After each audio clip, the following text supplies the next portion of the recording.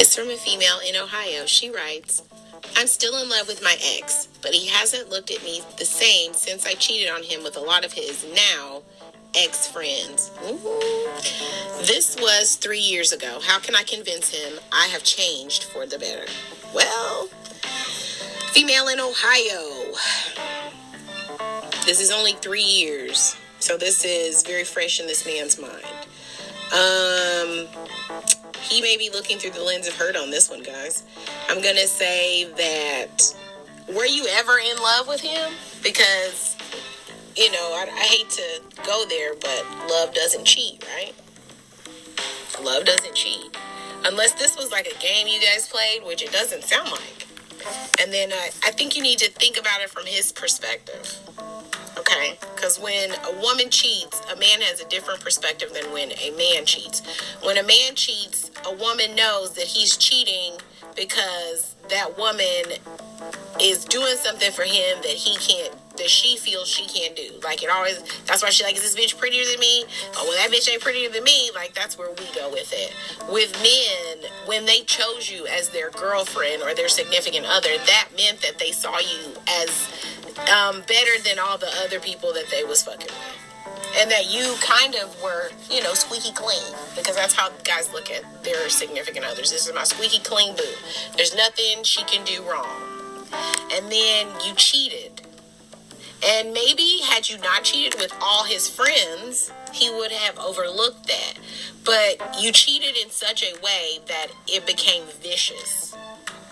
That was vicious to do. That is hurtful. And depending on how many friends, I want you to replay ripping his heart out with each friend. Each friend, you said, I had sex with him. Imagine yourself putting your hand in his chest and pulling his heart, his still beating heart out, and looking at it and then throwing it down. And then rewind it and then say another guy's name and put your hand back in his chest, pull out his beating heart again. That's how he's seeing that, right? And then he's seeing it with you, his lovely girl, who he probably had very strong feelings for because y'all were together. So if he is still not talking to you, honey, that means that, yes, he does love you. But unfortunately, this is something that is going to be very hard to come back from, because I don't know if you understand the pain that you have caused, or if this is because you want him back because of the idea. Do you want him back because you've never had somebody not want you? Or do you want him back as a convenience, like it looks good that we're together? Or because that's the whole thing. If you get this man back, let's say you call him right now and you're like, I want you back, and he says yes. Guaranteed he will never, ever treat you the same way that he treated you when you guys fell in love, because he will always guard off a part of his heart, his spirit, and his mind to guard himself from ever being scarred by you again. Because again, this is a large scar. This is infidelity. Infidelity, we can act like sex is as casual as we like in this day and age, but it is not. Sex is still a very personable and a very romantic type situation. So whenever you rip somebody's heart out like that, they're going to guard it even tighter. And not only have you made this harder for him to love you, but you've made it harder for him to love other women. So the only thing that you can do in this situation is, I would go to a counselor. And I know y'all are like, Jessica, you throw a counselor out there at the drop of a dime. And you know what I do? Because I want you guys to understand how this works. You need to go to a counselor. You need to have somebody that is not biased, because I guarantee all your friends over there is biased. Girl, that nigga, he shouldn't have left. You the boo, you the shit. Ooh, girl, get him, girl. He gonna take you back. You got a lot of hype men in your corner, and right now, you don't need a hype man. You need a sounding board. You need somebody who is gonna tell you straight up. And I think I'm that sounding board for now. And I can only give you so much advice through a letter, you understand? So that's why I said go to a counselor, because they can then be that sounding board as well. And you can say, well, Jessica said that and the counselor said that. So maybe that's something that I need to think about and I need to do. But you need to get all these hype people out of your life for now, especially with this decision, because not only are you could be wasting your time and not just his time. Sometimes going back you guys may have been perfect together. And I get that. It's the idea of him. You know what I mean? And just always remember that. Is it the idea of what you guys had before he found out that you were cheating? Because you can't say that everything was perfect, honey. You was cheating. And you was cheating heavy. So you can't say that.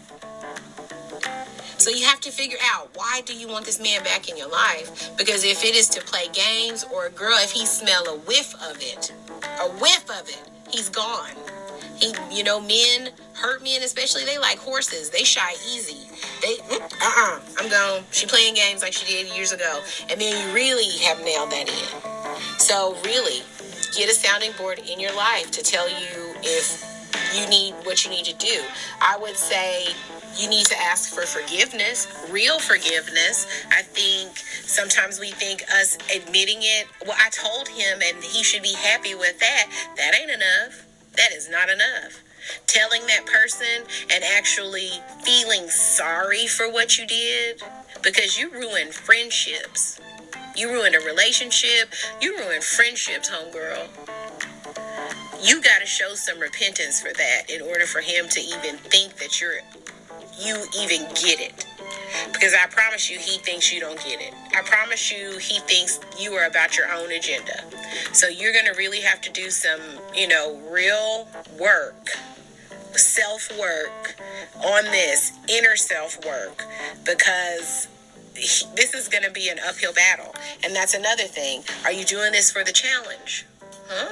Yeah, because women, we like a challenge. Girl, if I could just get him to see it my way. Yeah, you get him to see it your way, but he don't want to do it because he's still mad at you. So then what was that about?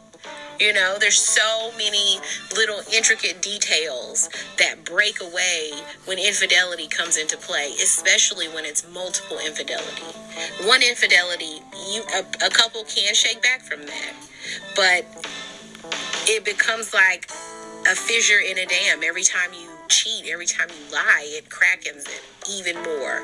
And one thing leads to another, it bursts, and there's no way you can repair it.